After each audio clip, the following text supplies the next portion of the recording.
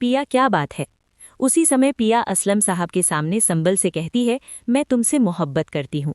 ये सुनकर संबल बहुत खुश हो जाता है।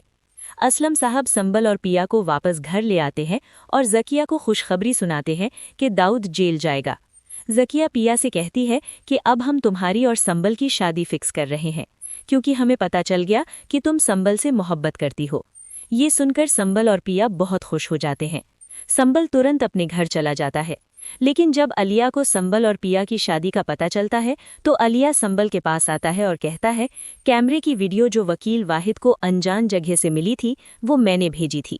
ये सुनकर संबल का होश उड़ जाता है। संबल अलिया से कहता है, मेरी कल पिया से शादी है। अलिया अपने घर चला जाता है। अगले दिन संबल और पिया की शादी होती है। संबल पिया के घर बारात लेकर पहुंच जाता है। पिया स्टेज पर तैयार होकर बैठी होती है और संबल उसके साथ जाकर स्टेज पर बैठ जाता है। असलम साहब मौलवी साहब को लेकर आते हैं। उसी समय अलिया भी शादी पर आता है। मौलवी साहब संबल और पिया का निकाह शुरू कर देते हैं, लेकिन संबल स्टेज पर खड़ा होकर अलिया को पास बुलाता है। ये देखकर पिया हैरान हो जाती है। संबल पिया से कहता है, अलिया तुमसे सच्ची मोहब्बत करता है, तुम उसकी शादी कर लो। पिया कहती है, संबल मैं तुमसे मोहब्बत करती हूँ। लेकिन संबल पिया का हाथ जोड़ता है और वहां से चला जाता है। अलिया पिया से बहुत माफ़ी मांगता है और पिया अलिया के साथ शादी करने के लिए तैयार हो जाती है।